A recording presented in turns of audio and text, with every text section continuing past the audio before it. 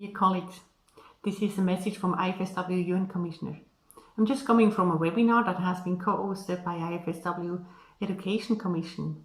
This and many other reports from national association and social workers talking and explaining about how they handle Covid-19 are very essential for us from the UN Commission. I want to share with you a little bit about what's happened at the UN agencies in order to see some realities to our views on the needs, what we have to do now. I'm also going to talk about the UN Commission's work, what we currently work on, and give you a little statement from our perspective. So talking about the UN agencies, it is interesting to see that we have some similarities in the way we look on COVID-19. Antonio Guterres just a few days ago said that the pandemic has reminded us in the starkest way possible of the price we pay for weaknesses in health system, social protections and public services. Then let's have a look on the governments, because they actually are the United Nations. And when they agreed on the SDGs and they were talking about the partnership, they agreed we are determined to mobilize the means required to implement this agenda through a revitalized global partnership for sustainable development, based on a spirit of strengthened global solidarity, focused in particular on the needs of the poorest and most vulnerable, and with the participation of all countries, all stakeholders, and all people. So it seems that the governments, the head of states, are agreeing actually on partnership with all stakeholders and all peoples. And this seems to be something that we have to talk about with them. We could also look on ILO, who is really concerned and estimate a huge increase on unemployment rate. We can also have a look on the High Commissioner on Human Rights, who said, COVID is a colossal test of leadership requiring coordinated action, she said. Unrest also said something very interesting.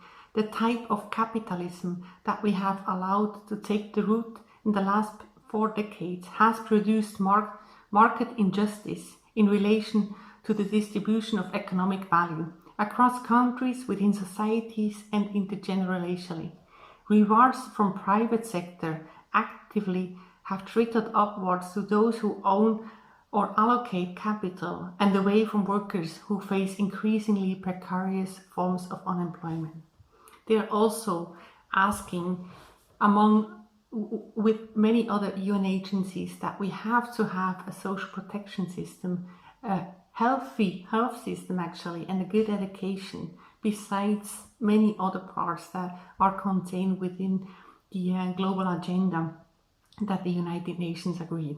So I'm going to talk now about what the UN Commission is doing. So we are currently preparing a policy paper on the role of social work to fulfill the SDGs.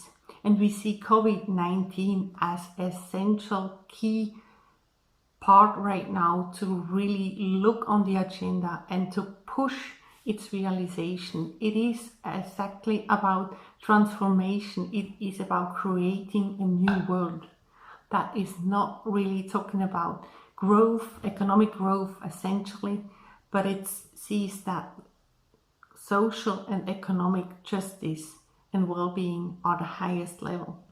And COVID-19 is showing that exactly to everyone who hasn't understood that so far.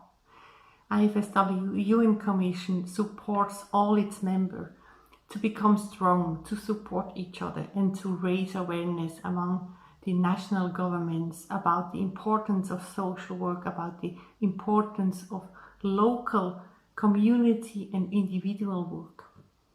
What we need to do is to have a bottom-up approach, increasing awareness about the needs of the people we work with, and also about our own profession.